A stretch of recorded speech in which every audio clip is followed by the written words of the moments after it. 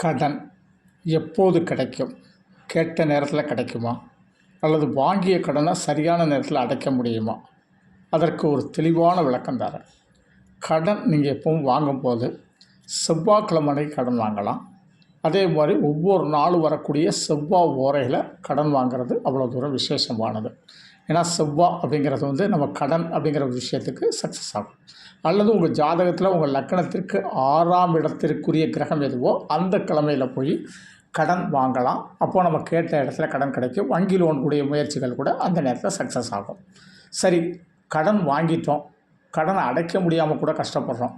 அப்போ அந்த கடனை எப்படி அடைக்கிறது அப்படிங்கிறத பார்த்தோம்னா, நீங்கள் முதல் தவணை இப்போ கடனுக்கு தவணை கொடுத்துருப்பாங்க. அதில் முதல் தவணையை ராகு காலத்தில் கொண்டுட்டு போய் அந்த முதல் தவணையை கேட்டுருவேன். சார், கடன் அடைக்க போகிறோம் சார், நல்ல நேரம் பார்த்து சொல்லுங்கள் சார் அப்படிம்பாங்க.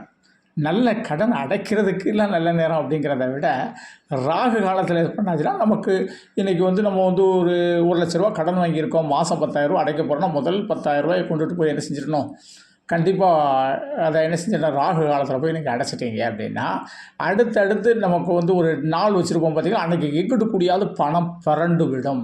கடனை அடைக்கக்கூடிய பணம் எக்ஸஸாக பணம் இருக்கும், போய் கடனை அடைச்சிடலாம். அதே மாதிரி நம்ம வட்டியையும் குறைச்சிடலாம். அதே மாதிரி சார், நிறைய வட்டி போட்டுட்டு நமக்கு அந்த கடனை அடைக்க முடியாமல் சில விஷயங்களில் நம்ம சிரமப்பட்டுக்கிட்டு இருக்கிறோம். அப்படின்னா உங்கள் ஜாதகத்தில் உங்கள் லக்னத்தை எடுத்துக்கோங்க.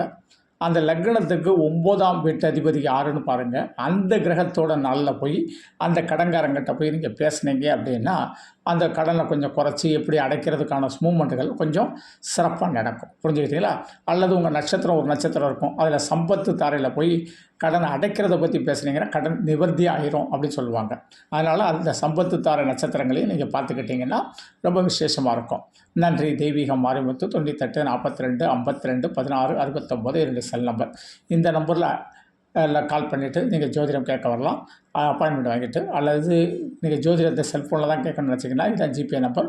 உங்களால் முடிஞ்ச அமௌண்ட் பே பண்ணிட்டு வாட்ஸ்அப்பில் date of birth, place of birth, time of பர்த்னே பதிவிடுங்க.